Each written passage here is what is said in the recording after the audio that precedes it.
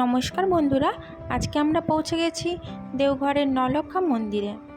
মন্দিরটি নির্মাণ করেছিলেন কলকাতার পাথরিয়াঘাটার ঘোষ পরিবারের মাতা চারুশীলা দেবী। চারুশীলা দেবী তার স্বামী অক্ষয় ঘোষ ও পুত্র যতীন্দ্র ঘোষকে হারানোর পর সম্পূর্ণরূপে বিধ্বস্ত হয়ে পড়েন এবং সন্ত বালানন্দ ব্রহ্মচারীর আশ্রয় নেন। সেই বালানন্দ ব্রহ্মচারীর কথা অনুযায়ী তিনি 9 লাখ টাকা দিয়ে এই মন্দিরটি নির্মাণ করেছিলেন। মন্দিরটি নির্মাণ করতে 9 লাখ টাকা খরচা হয়েছিল, তাই এর নাম হয়েছে নলক্ষা মন্দির। সাদা মার্বেল পাথর ও গ্রানাইট দিয়ে তৈরি এই মন্দিরটি 146 ফুট উঁচু এবং দেখতে কিছুটা বেলুড় মঠের মতন। মন্দিরে ঢোকার প্রবেশপথেই রয়েছে মাতা চারুশীলা দেবীর মূর্তি।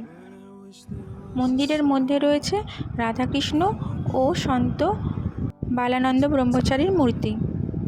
মূর্তির ভিডিও করা নিষেধ, তাই আমরা ভিডিও করতে পারলাম না, কিন্তু এই মন্দিরের স্থাপত্য ভাস্কর্য সত্যি অভূতপূর্ব। চারিদিকের স্থাপত্য ভাস্কর্য অপূর্ব সুন্দর, চোখ জুড়িয়ে যেতে বাধ্য। তো বন্ধুরা, আমাদের এই ছোট্ট ভিডিও কেমন লাগলো লাইক, কমেন্ট, শেয়ার, সাবস্ক্রাইব করে কিন্তু অবশ্যই জানাবেন। ধন্যবাদ।